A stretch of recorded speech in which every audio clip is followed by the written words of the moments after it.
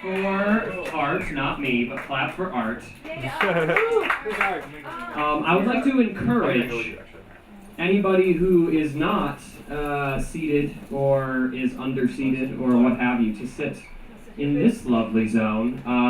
Just by the nature of what we're doing here, it's a little bohemian, it's a little poor is another word for it. We are generally underfunded, so sitting on the floor is the kind of thing that you're going to be doing. This is a sitting on the floor level event in terms of accoutrement and what have you, like the infrastructure.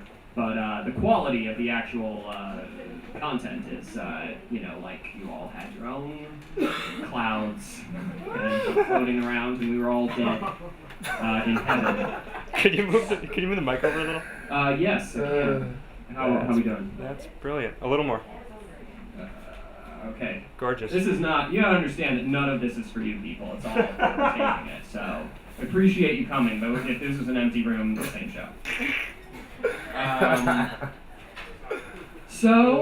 My name is Ben Townsend. I host these things, even though I'm probably against my better judgment. Varley is what? If anybody says anything, I will address you directly. This is a small room. It's gonna happen. I love hosting them, but what I mean to say is that I don't have anything to do with organizing them or anything.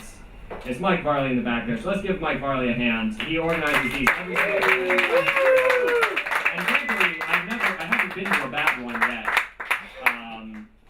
And I doubt that this is going to break the streak. So far so good. Last time I read to start off, I read kind of a funny thing. But this time I thought I would read something. It's a little funny. It's a little funny, but it's an essay by Elliot Weinberger, who's a tremendous author, and he is not famous like at all, but he published some stuff on this press that I went to their, what is it called? Oh, New Directions. And New Directions is like famous. They did the first Prince of Joyce in America and stuff, and they've since kind of fallen into a little more of a boutique shop and a little less breaking ground with modernism. But Elliot Weinberger is on New Directions, and it's called Karmic Traces. It's a series of basically very, very short essays, some of them only a couple pages, and that's the one that I'm going to read to you now. But this might be my...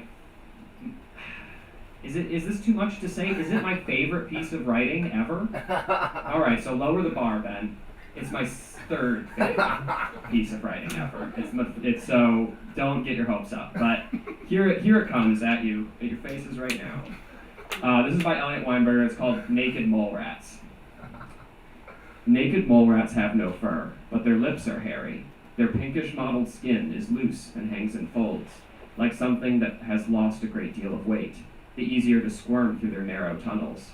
Incisors protrude from their mouths like pincers, the only feature of their undefined faces. One naked mole rat can fit through across your fingers, its tail dangling down. They have been under the earth for at least 3 million years. They never surface, they are blind. Their world is not a labyrinth, but a straight tunnel, a mile or two long, with innumerable cul-de-sacs branching off, and certain larger chambers. They live on the tuberous roots that grow towards them. And as many as 300 inhabit a colony, moving a ton of dirt every month. They have a caste system, tripartite, like the Indian. The smallest among them are diggers and food gatherers who work through the night in a line, male and female equally, the first gnawing the earth and kicking it back to the next, who kicks it back until the last, who digs a temporary hole to the surface and kicks out the dirt, its rump exposed to the moon and predators, and then plugs the hole again. When they come across a root, they chew off pieces to carry to others. The medium-sized are the warriors. They try to fend off the rufous-beaked snakes, the file snakes, the white-lipped snakes, and the sand boas that sometimes find their way in. They attack with repeated tiny bites that are, if the snake is small enough, mysteriously, instantly fatal. When by chance, two colonies of naked mole rats tunnel into each other, their warriors fight to the death. These castes serve the largest, who are the breeders. Unique among mammals, only one female reproduces. Editor's note, like bees. She is by far the longest and fattest and most aggressive in the colony. If she dies, there is chaos. She is attended by 1 to 3 males who do nothing else. They spend their time nuzzling her, have sex, initiated by her, by mounting her behind for 15 seconds, bracing themselves by holding their front legs against the walls of the tunnel, and mainly failing. That was the funny part. When she becomes pregnant, the teats of every colony member, male and female, enlarge, reach their peak at birth, and then shrink. Just before birth, the female runs wildly through the tunnels. She has 4 or 5 litters a year of a dozen pups. The babies have transparent skin through which their internal organs are clearly visible. Only a few survive, and they live long lives, 20 years or more. The dead babies are eaten, except for their heads. At times, the live ones are eaten too. Interbred so long, they are virtually clones. One dead-end branch of the tunnel is their toilet. They wallow there in the soaked earth so that they all will smell alike. They are nearly always touching each other, rubbing noses, pawing, nuzzling. When their tunnel is blocked, they work from both sides to reconnect it perfectly. They sleep in a packed heat in the nesting chamber, with breeders on the top, staying warm, each naked mole rat with its nose pressed against the anus and genitals of another.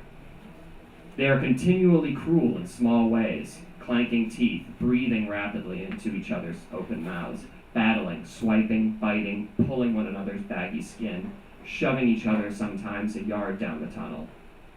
But only the females who compete for the role of breeder inflict real harm. Wounded, the defeated female crouches shivering in the toilet, ignored by the others until she dies. The tunnels are never silent. Naked mole rats make at least 17 sounds, soft chirps and loud chirps, high-pitched and low, tooth-grinding, trills, twitters, tongue-taps, sneezes, screams, hisses, grunts, different sounds for when they bump into each other, when they piss, when they mate, when they're disturbed, alarmed, wounded, when they shove each other, when they meet a foreigner such as a beetle, when they find food, when they can't find food. They clean their teeth with their feet. They clean their feet with their teeth. They yawn, they shiver, they scratch sometimes after they piss. They bask near the surface in the warm, sunless earth. They doze with their short legs splayed, their huge heads drooping. They double over, mouth to anus, to eat their own shit. They scurry with eyes closed, forward or backward at the same speed, over and under each other. They change direction when somersaulting. They find their way when they don't know it, by darting forward till their nose bumps the wall, dart backward, adjust the angle, dart forward again. Sometimes a naked mole rat will suddenly stop, stand on its hind legs, and remain motionless, its head pressed against the roof of the tunnel. Above its head is the civil war in Somalia. Their hearing is acute.